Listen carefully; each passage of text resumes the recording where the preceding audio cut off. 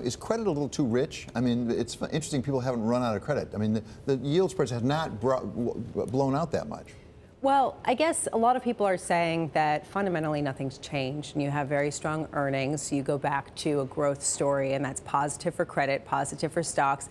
So we had this freak out that was driven by a couple of VIX retail products. We're back to where we were. That said, yields are much higher.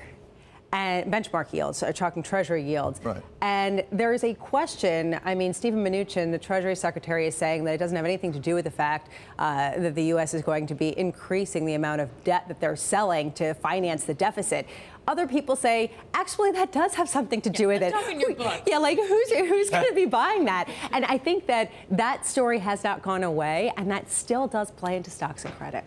So, look, I don't quite get it. And on the one hand, you have risk off in the equity markets, apparently. There's certainly less risk than there was. And those are very liquid markets. Then you have credit markets that are less liquid, and yet you don't have a signal saying there's a lot of risk off. And that might be part of the reason that people are unwilling to really sell into a falling market and try to figure out what these things are worth in a time of stress. You know, I will say, though, but just looking at supply dynamics in the Treasury market versus looking at, other markets, IG corporate, we're not supposed to get a lot of issuance this year unless there's an M&A boom. So maybe this is a case where a lot of supply of U.S. Treasuries, not a lot of supply of corporate debt coming online. Maybe that's the supply and demand dynamic that's also kind of buffering credit right now. Who knows? So one of the places we saw a lot of value disappears in these short volatility products that I didn't know that much about before. Yesterday it was all about Credit Suisse. Today it's Nomura. Nomura had about $300 million of these outstanding. They took it down by 96%, and then they came out and apologized. Nomura said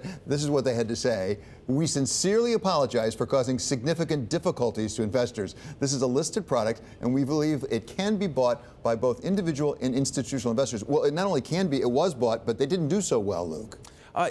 A lot of these products and a lot of the issuers were, say, like ProShares did, its product, SVXY, it still survives, lives to fight another day. They will say the products did what we said they would do, what the prospectus said they were supposed to do. You didn't read the prospectus if you got burned on this. That will be their argument in response to this. We'll see in the coming days how these things were marketed. Well, that's what I was going to say. I mean, honestly, what are retail investors doing in these products that mirror the inverse of this one index that mirrors basically the weather of financial markets? But this is also a broader story on the search for yield. I mean, if you have low yields, the Fed not doing anything, ECB and BOJ, you have to find yield somewhere, right? And that, in theory, drove them to these kind of products. But the answer to what were they doing in these products? Well, up until a couple days ago, they were getting rich. Right. They were making over 100%. But Lisa, why isn't that exactly like the mortgage crisis? In the sense that real estate will always go up. The VIX will always be down, so you'll always make money off this, no problem. Not just that, but I'm sorry,